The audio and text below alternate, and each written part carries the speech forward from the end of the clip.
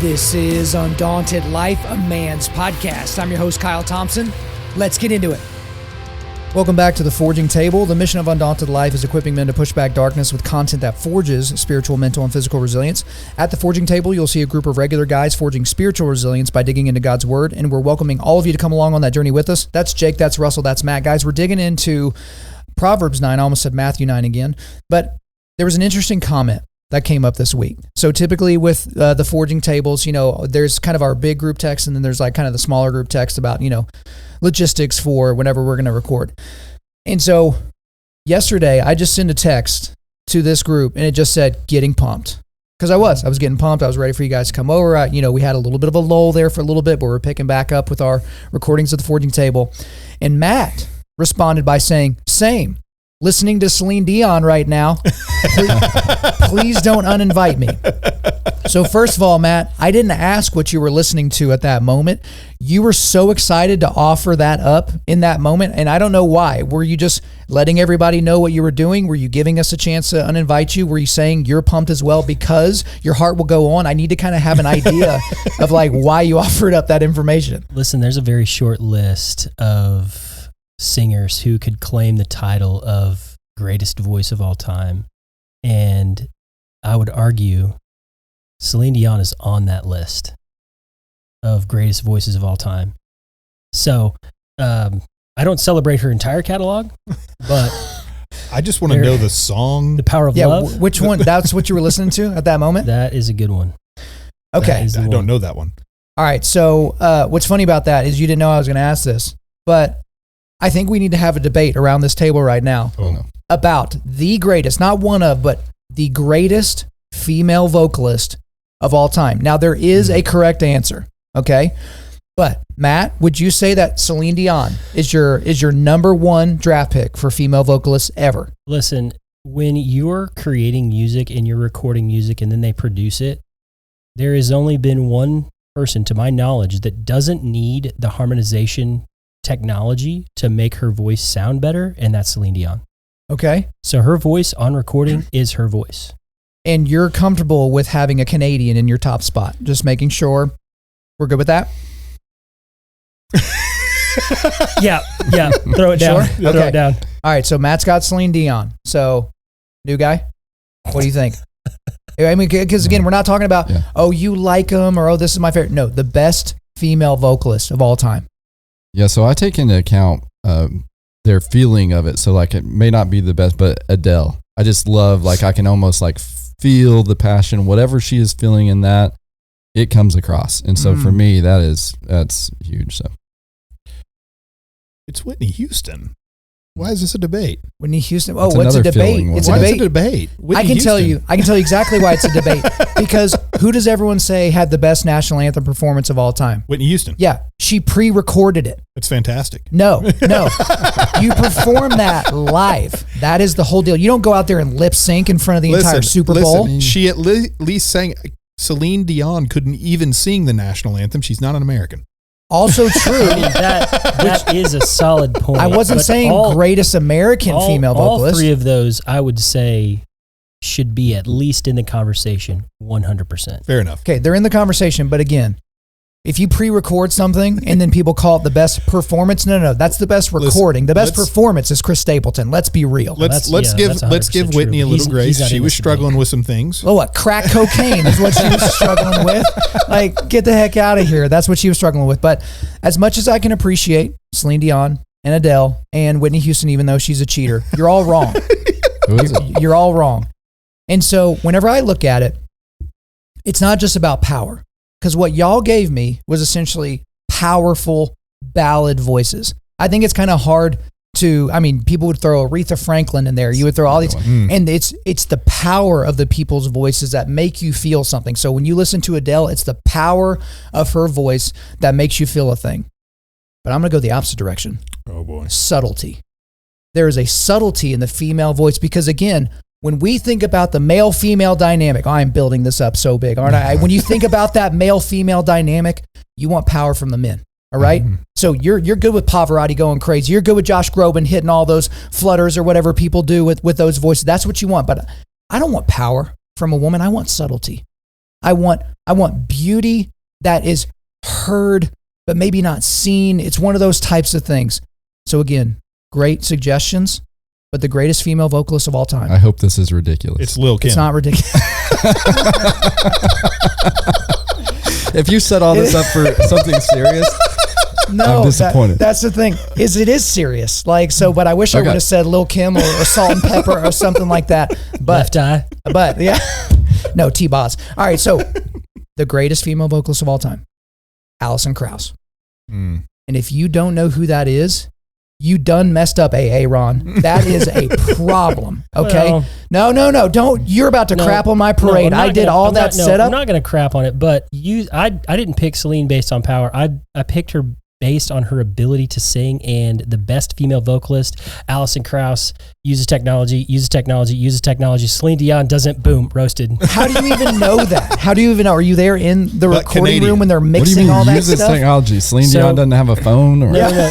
Listen, when they record your voice, and I watched this documentary, I don't know, 10 years ago, maybe 15 years ago. This guy was talking, he was a music producer, he was talking about voices when they're recorded, you have to produce them. And in the production process, you add some, I don't remember what he called it, some harmonization, something to where it makes the voice sound better. Like if I went and sang on an album, they'd have to do a lot of work to make me sound like pleasant to people for them to listen to me. I don't know. Barry White song for Matt. I mean, something sultry. Yeah, there are varying degrees to which they have to do this to artists to make them sound better than they are. Now, most of these people have great voices, but there's still some level of post-recording that they have to produce this voice to make it sound better. Celine Dion never had that done to her voice. Boom, roasted. So you watched the documentary and it told you what to think about the situation? No, I watched the documentary. I used my discernment to take in that information, and then I go, oh, yeah. I've got bad news for you. Celine Dion uses auto-tune. Does she really? No, I just made that up. Like I was just trying to get y'all. I was going to say then that documentary lied. Yeah. Okay. All right. So maybe to all of you listening to this, how about you send us a comment or send us an inbox? Those are your four choices. Those are your four horses. You're either voting for Celine Dion, Adele, Whitney Houston, or the correct choice, which is Alison Krauss. And here, are y'all ready for the greatest transition ever? As we get into Proverbs 9, we have the voice of the woman that's the way of wisdom and the way of folly. Ooh, and there is power in both of those voices. So we're not just talking about female vocalists for no reason. We're talking about it because the scripture required us to do it. So we're going to get right into Proverbs 9. Russell, if you will hit Proverbs 9 verses 1 through 9, let's get after it. All right. Wisdom has built her house. She has hewn her 7 pillars. She has slaughtered her beasts. She has mixed her wine. She has also set her table. She has sent out her young woman to call from the highest places in the town. Whoever is simple, let him turn in here. To him who lacks sense, she says, come, eat my bread, and drink the wine that I have mixed. Leave your simple ways and live and walk in the way of insight. Whoever corrects a scoffer gets himself abuse, and he who reproves a wicked man incurs injury. Do not reprove a scoffer, or he will hate you. Reprove a wise man, he will love you. Give instruction to a wise man, and he will still be wiser. Teach a righteous man, and he will increase in learning. So this part we see, and we're going to see as we get into the latter part of this, beginning in verse 13. But Proverbs 9, verses 1 through 18, this is kind of the final poem of the first section of Proverbs. Okay, so you could look at this as a conclusion to the first 9 chapters of Proverbs, but also we see competing feasts here. And the invitations come from 2 different types of women. Again, this is just how they're being manifested in this description of the wisdom literature. We're not necessarily talking about wisdom, but we have basically the way of wisdom and the way of folly.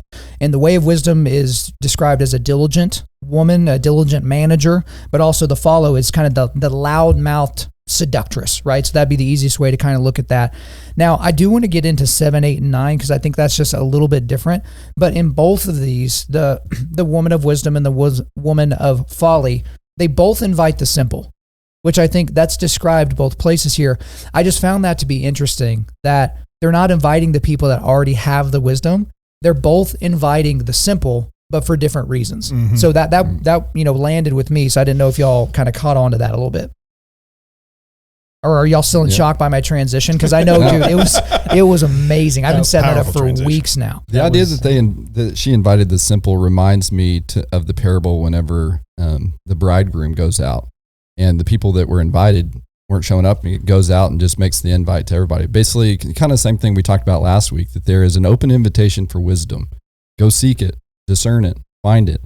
And the idea that like she actually gives preparation versus the other woman. Like she prepares the table. She does the things leading up to it, because it is hard to tell if you're the simple, you're being asked to listen to both of them. How do you know which one is which? They both go to the high place. Which one is which? Well, which one looks like it had preparation for you to be there? I don't know. Other thoughts from the big brains in the corners? Nope. Nope. We're just going to let this go. Well, I mean, I guess I'll add this. One of the things in Proverbs, it's one of the things that's a little bit rare about it is, I mean, if you actually look at how often they speak to men, but then there's also this contrast of women, and, Russ, you hit on it as, the bridegroom. And I think one of the things that we have to remember is we've been called as the church, the bride of Christ. And so as they reprimand, and kind of highlight the folly of women, or, the woman who's inviting you into her house for wisdom versus the ones who are inviting you in for a completely different purpose. You also have to look at that as men, as this is also our behavior according to Christ. Because if we are the bride of Christ, then many of these characteristics would apply to us as well. So if you're inviting people into your home, into your circle, who are you inviting them? Why? What is that purpose? Why am I such a good friend to Matt Grassmeyer? Why is Matt Grassmeyer one of my good friends after like 12 months of being around him when I've got relationships that span 20, 30 years? Well, it's because I want him in my inner circle, because I know he would provide that reproof and discipline and spiritual discipline, but also like someone I can trust with confession. So I think it's important that we remind ourselves that even in this scenario, just because it's like, well, oh, this is for a woman, or this is a woman, they're speaking through a woman here. It's like, it still applies. It still applies. It still comes to us. Right. I think let's go and talk about 7 through 9, because you were talking about there in your comments there, Jake. So again, we'll just go ahead and read it. Whoever corrects a scoffer gets himself abuse, and he who reproves a wicked man incurs injury. Do not reprove a scoffer, or he will hate you. Reprove a wise man, and he will love you. Give instruction to a wise man, and he will be still wiser. Teach a righteous man, and he will increase in learning. So this kind of happens naturally with the stuff that I do, because when I'm recording a podcast and whenever I'm giving commentary, there are people that I'm giving commentary on. And so I'm giving my opinions on people, whether they're in government or in ministry or just like in normal everyday life. I am, to a degree, providing a correction for these people, for the things that they've done, for the philosophies that they've maintained and expressed, whatever that looks like. And so I'm very used to providing correction to people that would just scoff, like literally scoff at it. And so the thing about it is it's absolutely true that those people will hate you. Yep. Some of those people will just hate you because they hate you, right? So when I talk about, fundamentalist Islam and things like that, it's like, no, they don't hate America because we've done things in the Middle East that they don't like. They hate us because they hate us, right? So it's pretty simple. They just, regardless of what we did, right? They were just going to hate us because of what they actually believe to be true. But again, what I focus on is not, I guess some people are like, don't focus on the haters, but that's one of the reasons why I don't read my comment section, because those are just people that are hating. Those are just people that are throwing, crap against the wall to see if I'm going to respond to it. But I'm concerned about the wise man that sends me an email or comes up to me and finds me in public and says, hey, I thought this way about this thing. You provided a rebuke that I felt like was directed at me, even though you didn't know me. And here's how I've changed moving forward. Now, that may seem self-serving, like, oh, I am so high and mighty and intellectual and wisdom-filled that you have taken my wisdom and applied it to your life. But no, it's like I tell people all the time, I don't have time to take your critique. Like, don't take critiques from people you wouldn't take advice from. And so I'm not going to get into these Instagram spats with people that might just be robots, first of all. But second of all, literally might just be somebody that's just trying to throw stones. I'm not going to spend a week going back and forth in the comment section with somebody that's not going to agree with me anyway, because they are a scoffer and they're just going to hate me at the end regardless. Well, I think I agree with that. This is a theme that plays out several times in the Bible. You see it in Exodus with Pharaoh. Like, he is already hardening his heart towards the things of God. So he hates the things of God. So correcting him does cause injury. You also see Paul echo this in his letter to Romans. God gave them up. This is literally like God talking about that is what happens. If somebody already has a posture of hatred towards the word and the things of God, they are not going to be in a posture to receive those truths. And so, yeah, but we shouldn't not say those truths. And to your point about you're preaching to the people who would be wise and hear that, I think putting that out there to where all will hear it, God can use that to turn people the other way too. So I don't know. That's what I think of is Exodus and then Romans, Paul's letter to the Romans, where he like God gave them up because they were already like hating the things of God. We're gonna have to do Romans at some point because I feel like all roads lead back to Romans. Because like anyway, don't worry, guys. We'll get there. We'll get there eventually. You'll kind of see where we go. do. Yeah. You want to drive Matt nuts? Don't put him on here in Romans 9. So noted. Yeah. I want to say, I mean, when we provide that reproof,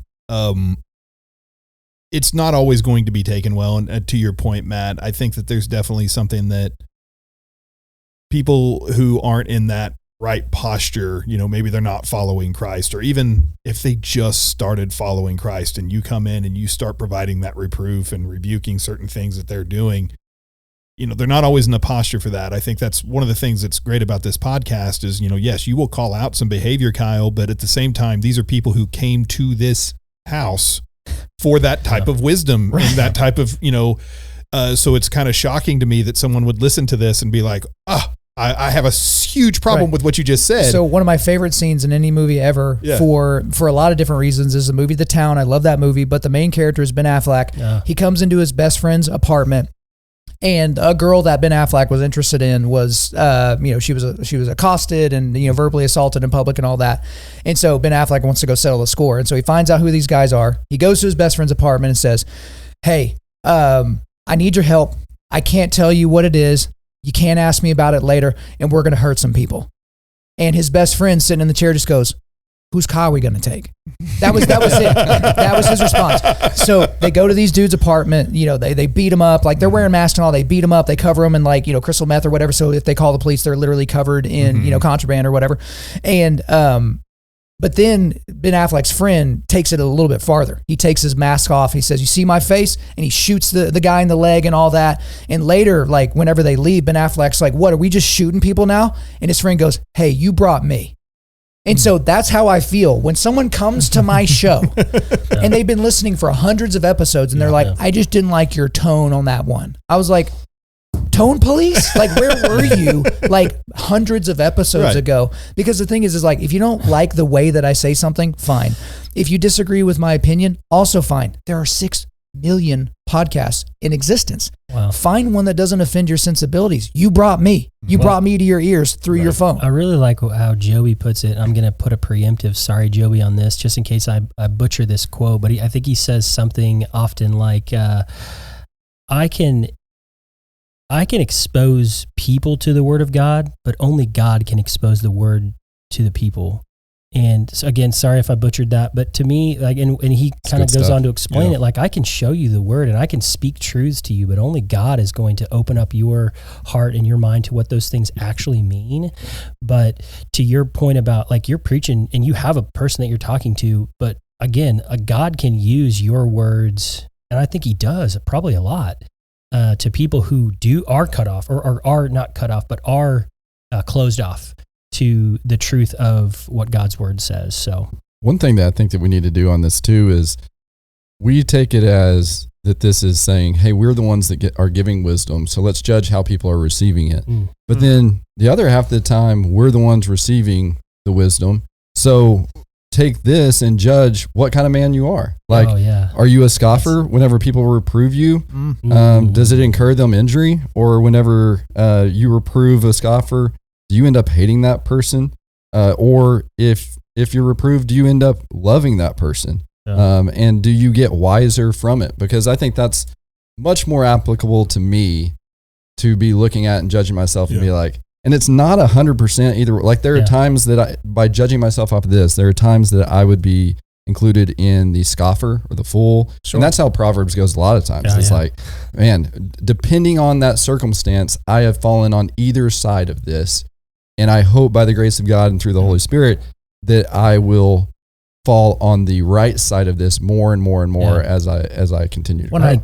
Go ahead, I man. was just going to say that I think that's a great point. I oftentimes would fall in the scoffer category when people try to reprove me. Don't ask my wife for confirmation, please. Right. But yeah, I think that's a really great, that's a very convicting thing to think about. Just like, how do you respond when someone offers you reproof?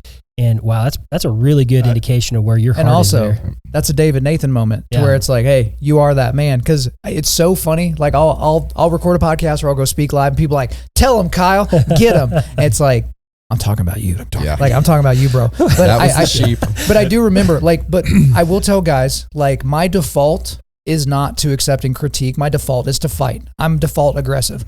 And so I'll take one story that includes me on the good side and one story that includes me on the bad side or whatever. But there was a buddy of mine who, he's a business owner. He's an upstanding dude. He's a Christian, but he was taking a picture at a bar with some buddies, and his other buddies, these are pretty rough dudes, MMA fighters, jiu-jitsu guys and all that. And they flip off the camera.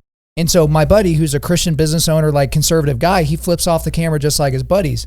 I see the picture online because it was posted on Facebook and he was tagged in it. And I just call him. I go, hey, man, I just saw the picture of you with this person, this person, this person. I was like, what did you flip off the camera for?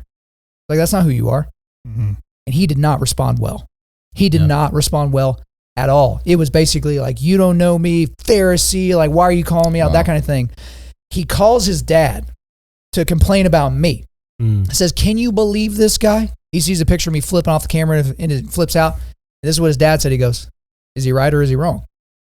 He was like, crap. And so he realized that he was in error, not only for doing that in the picture, but also for how he responded. And so he calls me and says, hey, man, like, this was quick. He was like, hey, man, I apologize. Like, I'm sorry. That's an even bigger man. Yeah, I respect. Come back Exactly. around. Like, I responded in my flesh, like all those types of things. And so another story real quick is, so this was after, I may have told this on the show before, but Joby Martin was pitched to come on my show by his publicist, right? And so it was for his book, If the Tomb is Empty. And so it was pitched, megachurch pastor writes a book. And I'm like, ooh, this is going to be interesting. Like, let me read this garbage book. And so I just say yes for whatever reason. But then I read the book and it was great. Yeah, it was like very powerful book. Really good. And I was like, oy. But then I'm like, it's just a megachurch guy. So I'm just going to like ask him some questions and move on with my life. And then he and I really hit it off during our first interview. And so we kind of trade numbers, but we're not like buddies. He was just a dude that came on my show that we happened to have each other's cell phones. And I can't remember how much time goes by. Let's call it 2 or 3 months. Yeah. He calls me out of the blue when I'm up here in the studio. And he's like, hey, man, can I talk to you about something? Yeah, sure. He goes, what's your problem with big churches? I was like, that's a hell of a way to start a conversation. What can you be more specific? He's like, every time you talk about big churches on your show, you talk about how they're not serious about discipleship. They're not serious about the gospel, blah, blah. And he goes, essentially, and he wasn't like being angry about it. He was like, man, the size of a church's parking lot doesn't communicate whether or not they're serious about the gospel. Now, remember, my default mechanism is aggression. Yeah. My default mechanism is fight. My default mechanism is take 2 of these and call me in the morning kind of a thing. But in that exact moment, I don't know what it was. To this day, I don't know what it was. I go, Holy Spirit. Yeah. Okay. Yeah, I do know what it was. But it was like a natural nature. No, you're right. You're absolutely right about that. And because I was communicating something that I didn't mean to communicate, because I knew better. I knew that there are big churches that do take the gospel and discipleship and all that seriously, but when I was using my language, I was careless in how I would describe it to where that anybody listening to my show would surmise Kyle hates big churches. If I go to a big church with a big parking lot that has a large budget, that has, really good technology, then this is a church that doesn't take discipleship seriously, which was not what I was trying to convey. And at a later date, on a later conversation, Joby goes, Kyle, to be honest with you, I thought that was going to be the last time you and I ever spoke because I didn't really know you that well, but I knew you well enough to where I could call you on the phone and would assume that you would answer. But he's like, I thought you were going to respond in the flesh. I thought you were going to be super arrogant. I thought you were just going to kind of be a dickhead about the whole thing. And he's like, I was shocked at how you responded. And he's like, that kind of changed how I viewed you and viewed this show. Because he had already found the show as a replacement for him and his son for the Joe Rogan experience. And he was a fan. And then, we did the interview and he was fine with all that. But I know I just wanted to say those couple of different stories because it's like, I reproved a friend and he could have just scoffed and that probably would have been the end of our friendship. I could have bucked up against Joby Martin and just scoffed at what he said. And it would have been one of the most deleterious things and biggest mistakes I had ever made in the history of Undaunted Life because our partnership with Church of 1122 and the mentorship that Joby Martin has provided to me and provided to this show has been invaluable. And we would have missed out on that if I had just responded like a jerk, like I would have normally wanted to. That's a really powerful story. Back to your friend, praise God that he has a father who's willing to not just pat him on the back and say, there, man, everything is going to be okay. What a jerk. Praise God for that. And may we also be fathers who'd be willing to have those tough conversations with our son. Because it's really easy, to say, oh, I'm so sorry, man. I'm sorry that happened to you. Yeah. Just that one question, that Greg Kokel rocking the shoe, was he right? That's right. And was he right? That's incredible. I have my own story, but we may be past story time on this. No, hit it. Go. Go. So whenever I was in my 7th year at my previous firm, it was one of the worst years of my life. I worked about 3,000 hours that year. Mom was given 6 months to live. And so I knew that I was going to go through this holiday and this was going to be the last one with her. And I was always really busy around the holidays, just because of the year-end deadlines that I would have. But this year is worse. I was working 80, 90 hour weeks, like consecutively for about, I think it was 8 straight weeks. I was 80 plus. And my attitude got sour, was really, really negative, outspokenly so. And,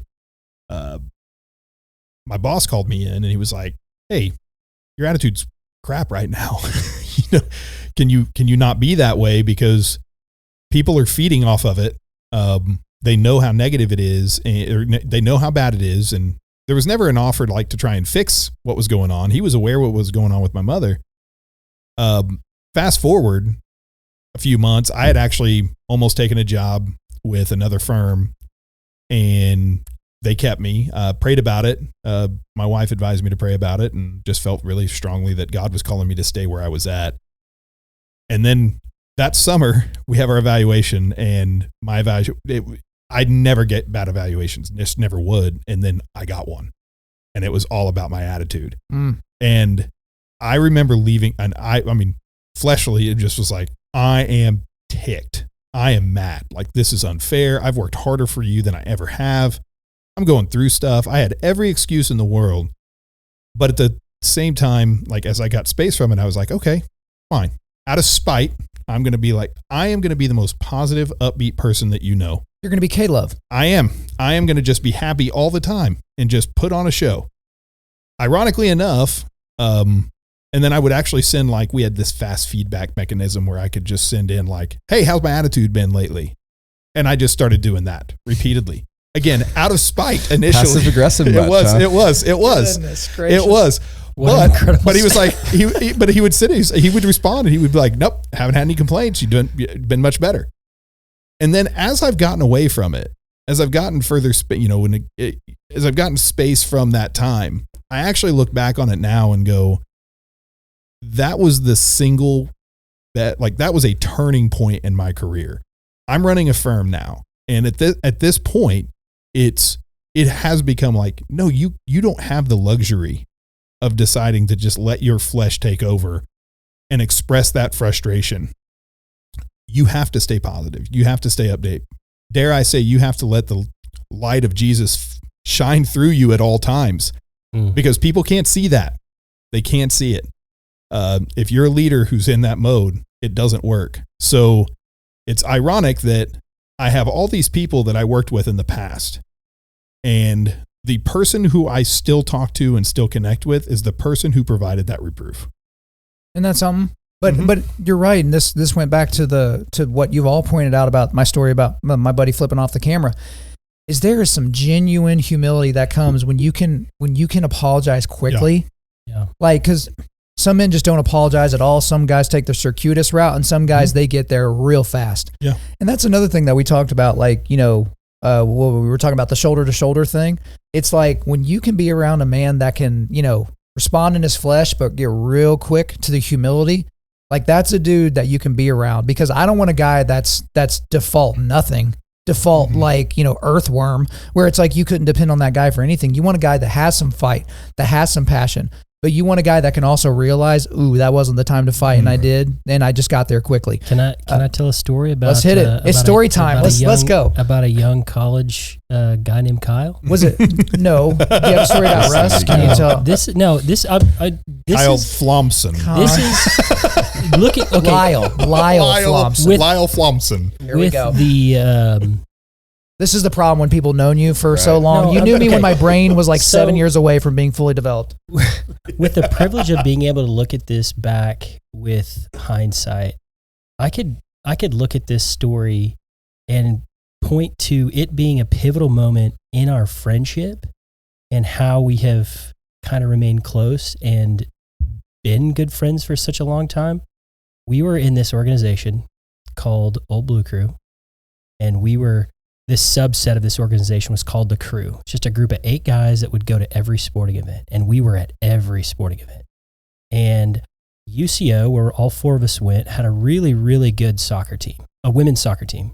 They don't have men's like scholarship sports, but their women's team is really good, coached by a really great coach named Mike Cook. And we got it in our heads that we could break the record. I heard this story. I've heard this. For most attendance. Now, hold on. Now, I know this probably isn't your favorite story, but this actually is one of my favorite stories about you. So we try to break this record. We're in the football stadium. Everything is set up for us to just crush this. I mean, no one would even try to break this record when we were done with this day. They'd look at that and go, "There's no way. There's no way we're going to beat that." And everything was planned. We had put in a lot of work. Kyle had put in a ton of work. And I don't remember if you were the president of Old Blue Crew at that time. Okay. I was. So we're like, we had set, the stage was set for us to just obliterate this record. Like, and then it just torrential downpours, like the whole day. Lightning, tornado warnings. Not just because in soccer, if there's rain, it's like, all right, cool. Let's look at the sky for a few minutes. All right, it's kickoff time. This day was like torrential, tornado, lightning, thunder, like severe, like take shelter. And so they canceled the game. And Kyle you were so mad. Dare I say, I'm pissed. still mad. I'm mad right now. Like he was so angry. He was not consolable at all. And I remember thinking, it just rained. Like it can't be that big a deal, but you were so mad. But, and I don't even know if you remember this, but I do. That very same day, you called me and you're like, "Man, I'm so sorry. That was so stupid. I should not have done that." And I don't know why I did that. I was just really mad. We'd put in all this preparation. And I can look back at that and go, man, even as a 18, 19-year-old kid, your ability to quickly apologize. We moved past that and we crushed the record not too long after that. But I think that was a really pivotal moment in our friendship to go, okay, well, this guy was mad and he was able to come to that pretty quickly and apologize very sincerely. And we moved past it. And it was almost 20 years ago. Well, so what's funny, I don't remember the apology. I really don't. I only remember the negative stuff. But what I do remember is when we had gotten word that the game had been canceled, I go and hide somewhere in the stadium. And all of you guys, the rest of the crew, you're down on the field, like kicking the ball around, having a good time. Like, no big deal. We'll try again later. Yeah. And y'all are all messaging me, "Where are you? Yeah. Like, are you okay? Like, what's going on?" And I am hiding because I am like apoplectic. I am like losing my mind. But I think part of it, as you were describing that, and what's funny, I haven't really thought about that in a while. I think it was because at that time, if we had broken that record, I would have been validated because we were the largest student organization on campus, but I didn't just want to be the largest. I wanted to be the best. Yeah. And I wanted to be the organization that everyone looked to and was like, "Holy crap. Can you believe what Old Blue Crew is doing?" And I was the president. And so who was going to get the most accolades for building this, Leviathan student organization, right? It was going to be me. And so I was going to get validation. If we broke that record, I broke that record. You know what I mean? It's that selfishness of like, I'm the guy at the top of the heap. And so I'm going to get all the blame if it goes poorly, but I'm going to get all the credit if it goes well, which is obviously the wrong way of thinking about it. But yeah, so I don't really remember even doing that, but it makes sense because you were the one specifically that I was kind of like cold and angry towards. And again, it had nothing to do with you. You were just the manifestation of my pissed offness in that exact moment. So I appreciate you saying that. Before we move on in Proverbs 9, I do want to give a quick shout out to Logos and Crossway. So we love our partnerships with both of those, but our partnerships with them are for y'all's benefit, okay? So if you want a Bible software, if you're a software person, if you like to dig and you got multiple screens and you want to really dig into the scripture, there is nothing better in existence than the Logos Bible software. Some of the best preachers on the planet that you know by name use the Logos software to prepare their sermons. But even if you're not a professional Christian like that, and you just want to dig deeper into every single word, you want to get into the Greek, you want to get into different commentaries and things like that, you've got to use the Logos software. It is the most powerful Bible software in existence. In the show notes, you can click that link there and get a discount for getting that software on your device. But then also Crossway. We love that publisher. They've really hooked us up with a lot of great materials. But we have a forging table starter set. So for those of you that are wanting to start your own forging table and you don't know where exactly to begin, this starter set of 5 books, it's got a men's study Bible in there. It's got some journals. It's got a devotional, a couple other great books, and that'll be a great place for you to start. And if you follow the instructions that are in the show notes for this episode, you can get all 5 of those books for 50% off. Again, we're so glad for Crossway to be able to do that for us. But let's keep going in Proverbs 9. We're going to do 10 through 12, and this is really where the meat, in my opinion, of Proverbs 9 is. So I don't know who read last, so whoever wants to step up, read verses 10 through 12. I'll take it. The fear of the Lord is the beginning of wisdom, and the knowledge of the Holy One is insight. For by me your days will be multiplied, and years will be added to your life. If you are wise for yourself. If you scoff, you alone will bear it. So this is going to seem somewhat hyperbolic, but I'll just cloak it in opinion language. So in my opinion, and y'all have studied all the way through Proverbs more recently than I have, I don't know that there's a better one line or a more haunting one line in all of Proverbs than the beginning of verse 10. The fear of the Lord is the beginning of wisdom. Like that, there's no fat on that statement, right? The fear of the Lord. So fear, think more, not, scary movie. Think more like awe and reverence. Mm-hmm. And because, I've heard atheists, well, if there is a God and I see him one day, I'm going to give him a piece of my mind. It's like, actually, you're going to do nothing. You're going to be terrified. Like, you'll do nothing, Conor McGregor style. Like, that's how it's going to be. Like, you can't even look at him. What? You're going to give him a piece of your mind as if he doesn't already know what you're going to say? Get the heck out of here. But the fact that fear leads to you exhibiting trust and obedience. I think about Pastor Matty Montgomery, former lead singer of the band For Today. He wrote a book called Scary God, all really about this concept of having a fear of the Lord because we don't fear God anymore. But if you're on the path, if you're on the pursuit of wisdom, what's the beginning of wisdom?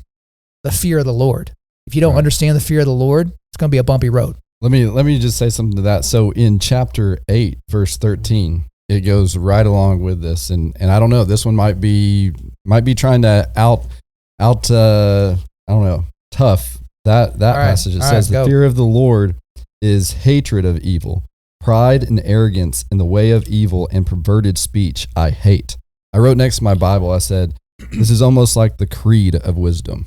Like Scott Stapp creed or like, no. Okay, I just wasn't sure. They're making a comeback. I don't know if y'all knew that, but they're making a comeback. Come on. To understand fear of the Lord, like what is fear of the Lord? Well, the last chapter just says it. It says the fear of the Lord is the hatred of evil. It is diabolically opposed to each other, Yeah. And I don't know. I love those two together. Those are great verses. I think we do live in a sanitized Christian culture. Fish using water doesn't know it's wet, right? So there's a lot of things that we could probably point to where they are a benefit of a Christian society that we take for granted. And I think one of those things is the fear of God. And I think, like to your point, Kyle, when people say, I'd love to give God a piece of my mind, man, I mean, how arrogant of a statement is that, and I've told this story a lot, but Moses, when he asks to see God, this is one of the things that it can be really helpful for you to understand how holy and how powerful and how in fear of God we would be if we were in his presence. When Moses asks to see him and he says, no, you can't look at me, but I'll cover your face and I'll pass by you. And then I will show you, a glimpse of my glory. And in the Greek that is translated, it talks about he basically sees his hindquarters. He basically sees the backside of God. And just looking at the backside of God, he goes down from the mountain, and the Israelites are so petrified of him, they can't even look at him. He has to cover his face with a veil because they are so terrified. And he's only seen the backside of God. So you're right. You would do no such thing in the presence of God. You'll do nothing. And to your point, so hang on to that thought. Also, as soon as you read chapter 8, verse 13, it made me think of Psalm 97:10. Oh, you who love the Lord, hate evil. He preserves the lives of the saints and he delivers them from the hand of the wicked. So when these go along to get along Christians, these I want to be known for what I'm for, not what I'm against Christians. It's like, oh, I'm sorry. We're not called to tolerate. This idea of tolerance is found nowhere in Scripture, right? The tolerance of sin. Where do you get that idea? I'll tell you where. You get that from culture, which ends up at Satan's butthole. That's where most of that stuff comes out of culture, right? But it's like, if you love the Lord, find that in First Kyle. Like it was right over your head, Matt. It was like Satan's butthole. It was more off there. It was out in the distance. It was out in the nether regions. But that's things like, no, those who love the Lord, we don't tolerate evil. We don't tut evil. We don't do pronoun hospitality towards evil. We don't do any of that stuff. We hate it. And what do you do when you hate something? You try to eradicate it from your presence. That's what God does. That's why God hates sin. So anyway, just wanted to kind of throw that out there about Psalms, but go ahead, Wink. Yeah, I was going to say one of the things that we see repeatedly is, when in Scripture, when angels appear to people, what's the first thing they tell them? Do not be afraid. Do not be afraid. Why do you need to say that? Yeah. Really, because their faces are buried in the ground every time it happens. So you're telling me they're literally try to bury themselves. So they're not fat babies with harps? That's not what they... That's not it. Oh, okay. That's not it. No. Allegedly. Have you seen the AI pictures of... Yes. AI Bible on Reels and TikTok? Yeah. That's crazy. Good grief. Yeah. That'll give you nightmares. No, I wanted to just highlight that. I mean, these are heavenly beings that are coming to earth, and the first thing that they tell people when they come here is don't be afraid. And you think you're going to give God a piece of your mind. Yeah. We can't even stand the sight of an angel. Yeah. How are we ever going to look upon God? That's the point. Like we can't even stand the sight of things that are reflecting God's glory, not even his actual glory, like reflecting it. But we should take heart in this, because this kind of mirrors our, walk with Christ. Mm-hmm. It's just the beginning. Like, it's not a one stop and you're done. It is a pursuit. You don't fear the Lord and then everything is granted to you. You have wisdom ask Solomon. That didn't work out for him. He was granted wisdom and he was more wise than anybody. And he did not end on a positive note, you might say. So, but we are invited to pursue that. And so I think just like sanctification, there's this invitation to come and pursue wisdom. And I think that's a pretty cool thing. Like we're invited to do that. So we should pursue it. And what the fear of God really does is, I think that the reason it's the start of wisdom, the beginning of it is where you first have to come to realize that you are down here. You are you, and God is God. And it's like that phrase, faith seeking understanding. Like the idea, that's where you've got to start, is just fully accepting I am not God. Not everything will make sense to me every time something happens. Yeah. And absolutely. I'll paraphrase Jonathan Edwards' Sinners in the Hands of an Angry God, one of the most powerful sermons ever preached, certainly in the United States. But he's talking about us in perspective and compared to God, is we're being held over the pit of eternal condemnation, hell, and we're being held by a thread that would it's like a spider web that would snap if you dropped a rock on it. And that's a really scary thought. But if you finish that thought the truth is, it's not the thread, it's who's holding the thread. And we're being held by God, by this thread, by all intents and purposes would be destroyed by a rock falling on it. But we're held up by the one who created it all. And that should give us great joy knowing that. But it also is a scary thought to think like, oh gosh, like I'm being held over the pit of hell by a single thread. And that's why I think of it as well. Having a healthy fear of your father on earth is a good thing, right? So there are people that have a fear of their father because their father was doing diabolically evil things, whether physically or sexually. That's not what I'm talking about. I'm talking about where you messed up. Yeah. You know you messed up and dad's just not home from work yet. And it's that anticipation, and then you hear the garage door and you're like, no. Psychological And it's warfare. and dad hasn't even found out yet because mom ain't told him, or he hadn't called the principal back yet, but it's coming. And as soon as he gets that information, you're going to get the fury. And, if you're a good dad, you don't respond in your anger. You take a second and then, you respond in wisdom more than anger. But that is a positive thing. Like, I want James and Eli to be scared of dad. Yeah. Not physically, not like I'm going to do something to take advantage of them, but it's like, he told me not to do that. And I just did it anyway.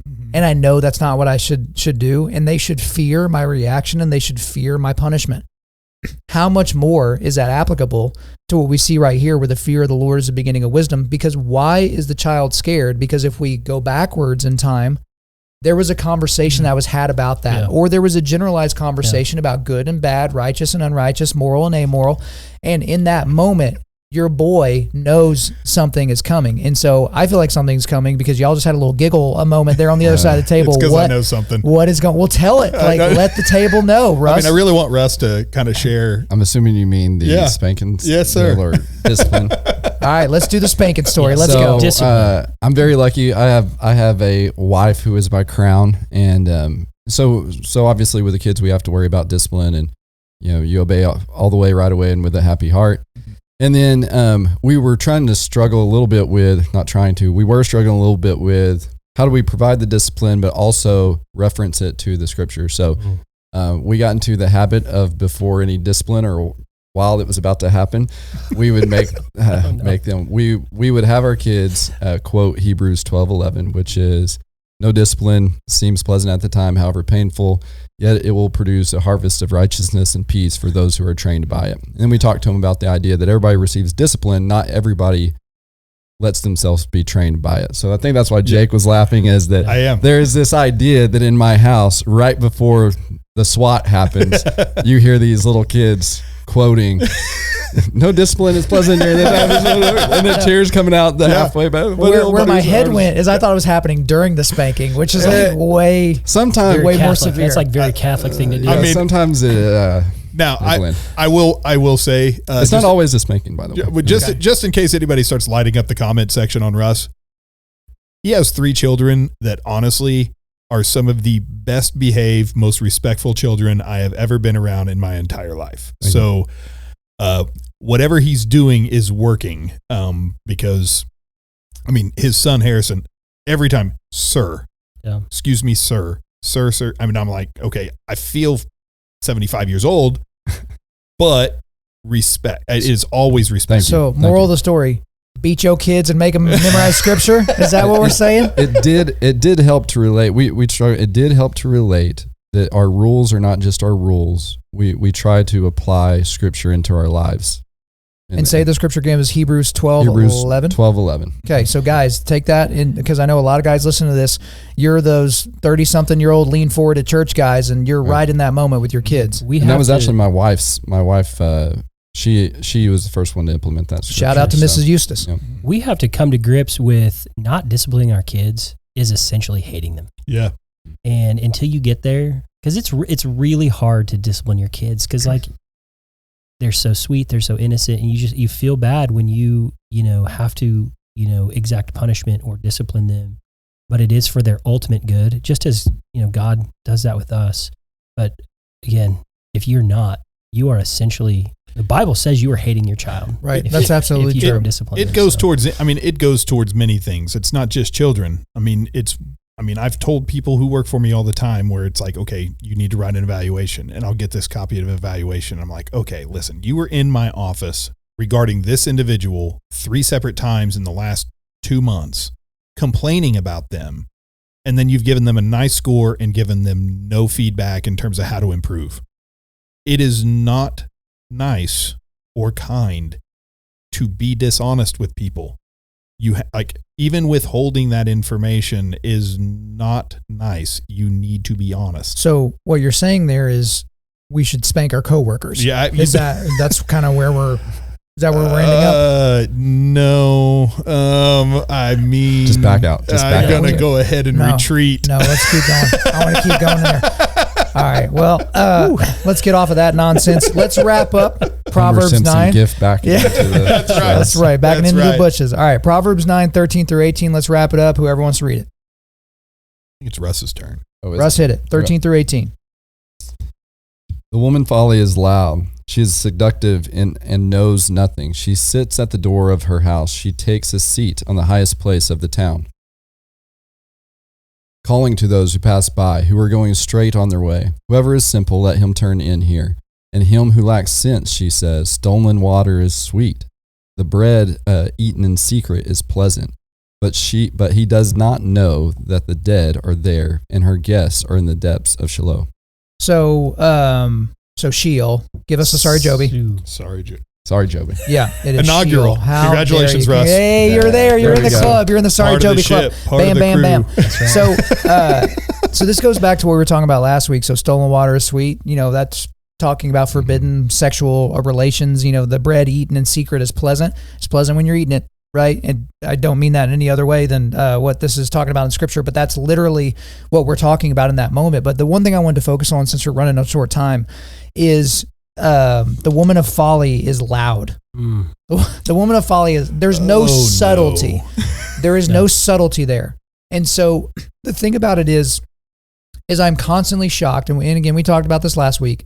I'm so shocked whenever we have a great man, right? A great man of God or not a man of God, and they get into a situation like this and they talk about everything in terms of a mistake. Oh, I made a mistake. And again, it's like you didn't trip and fall. Like you didn't turn left when you were supposed to turn right at the light.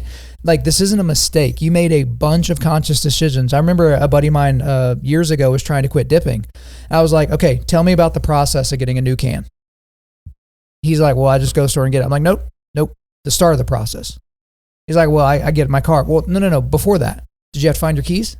Because I knew this guy kind of misplaces his keys all the time. He's like, yeah, so I had to find my keys. Is there anything else you grab before you leave the house? Well, yeah, I have to grab my wallet and I grab my sunglasses. Okay, so you do all that. Where's the car? In the garage. Okay, so you have to, where is the garage? Well, I have to walk through the house to get, you see? And so I make him give me every detail of his process to go get a can of snuff, right? And I'm like, how many opportunities did you have to not go to the store? I need to find my keys. You know what? No. I'm not going to do that. Okay, I need to turn left on Bryant. No. You know, I'm just going to turn around and go home. So when these guys get into these situations, the seductress is loud. The siren song is loud. It's come into my house, come into my bed. Like it's all of that. You have so many opportunities to drown it out. It doesn't matter how loud the siren song is, because what is that from? Is that from the Odyssey or the Iliad? I can't remember which, but it's the siren song where they made the main character, I just forgot his name, they like tied him to the mast of the ship so that he wouldn't be seduced by the sirens, right? Because it was going to compel him to where he wouldn't be able to stop. We don't live in that world where there's a compulsion that we can't stop from, going towards. I think it's the Odyssey, and it's Odysseus. Yeah, that's right. He says, "Tie me and don't let me go, no matter what I say. Right. Don't let me go to the sirens." And that is a great biblical message of being in brotherhood with people. Right. Don't let me go. But there's a contrast here. Like wisdom says, whereas the woman of folly calls and is loud, and there's no mistaking. You can hear it. There's a reason she's loud. There's a reason she calls and doesn't just say something. Because to say something is just like, "Hey, Jake, what's up?" But like a loud call, like that, she has to be loud. She has to overpower the voice of wisdom to get people to come drink and eat of her wares. And we should be mindful of that. It takes some discernment. Like you got to understand which one is offering, because they're both. I wrote down that each is searching for the willing, and we're the willing one way or another. Kind of back to your point, Kyle. Like this whole "I fell into it" thing. You're the willing one way or another. You were either the willing on seeking wisdom, or you were the willing on stepping into the house of folly. Right. The house of the seductress. You weren't tricked. Right. That's the thing when I tell these guys is like, this wasn't a whoopsies. Yeah. Right. And so, I had the devil made me do it thing a lot of times is that's your flesh. You fed it so much. Yeah. And I've been there. I've been there. Yeah, there's intention behind everything. Right. And so, I know we talk about Joby all the time, but he'll have someone come up to him after church and he'll be like, the devil's attacking my finances. And then he'll have them describe what they mean. And he goes, oh, I'm glad you told me all that. Devil's not attacking your finances. You are. You got a spending problem, right? Like, this isn't the devil. This is you. And so when it's like, yeah, the devil made me do it, it's like, nah, bro, like you allowed Satan to tempt you because you opened the door. You cracked the doorway open. So there's a guy that I know that used to have a problem with pornography and masturbation. And so there was a situation with his spouse where he was going to be doing a lot of traveling and things like that. And so they had a discussion with a counselor about him being able to, when he was gone, to masturbate thinking about her. And the counselor, Christian counselor, came to the conclusion, hey, there's maybe some difference of opinions, but he's like, in my opinion, I think that would be okay. Like, I don't know that would be a problem theologically, but there certainly can be a debate. And so the husband and wife got to discuss it, and what the husband decided was no. Because when the Bible describes sexual immorality, it's describing any sex outside of the covenantal companionship of a husband and a wife. So even if you're thinking about, I know this is a little crass, guys, but this is Undaunted.Life, a man's podcast. But even if you're thinking about your spouse, you're having sex with you. Like that's what you're doing. You are using your body to pleasure your body, regardless of where your mind goes, right? And are you really going to be so disciplined, even if you could, to only think about your spouse in that moment while you're in the hotel room and things like that? Like, no. Like, you're inviting temptation. Right. And so that's the exact point, Jake, is you have cracked the door open. People talk about Pandora's box. Oh, you've opened Pandora's box. It's like, no. Satan is just on the other side of the vault door, and you're giving him the combo, right? But even more so than that, you're plugging in, like you're opening it up and you're just cracking the vault door and you're looking out to see he's there, guys. He's there. So don't stop it at the beginning of the process, right? And we have no idea that the dead are there. What a haunting way to end that. He does not know that the dead are there, that her guests are in the depths of Sheol, which you don't get out of. Nope. You don't get a redo if you end up in Sheol. Yeah. So guys, there's certainly more that we can talk about in terms of Proverbs 9, but we're going to leave it there. But guys, come back here next week where we are going to dig into Proverbs 12. So make sure you read Proverbs 12 so you're ready to go for next week. But before we let you go, we are going to do a quick resilience boost. At Undaunted.Life, our mission is equipping men to push back darkness with content that forges spiritual, mental, and physical resilience. Do not forget about the Logos Bible software and the Crossway, the Forging Table Starter Set. You can get those links here. But also, guys, we are a donation-based ministry. We get some money from advertisements and other places, but the majority of how we're able to keep the lights on around here at Undaunted.Life is because we have donors. So, and it's not, big donors. It's guys giving $20 a month, $50 a month, $100 a month, whatever they can do to support us in our mission to equip men around the globe to be able to push back darkness. We would ask you to consider hopping on board. Thank you guys so much for listening to this episode. Wherever you're listening to this, please subscribe, rate, and leave us a positive 5-star review. If you want me to come speak live at your event or on your podcast, just shoot me an email to info@undaunted.life. That's info@undaunted.life. Follow us on Instagram and like us on Facebook, and check out our website for everything else, including how to donate to keep more content like this coming your way. Just go to www.undaunted.life. And also, we want to thank the band Holy Name for allowing us to use their music for our content. The music on this podcast is their song Perpetua, which is off their self-titled debut album on Face Down Records. The links are in the description. I'm your host, Kyle Thompson. Remember, keep pushing back darkness, keep forging spiritual, mental, and physical resilience, keep seeking the Lion of Judah.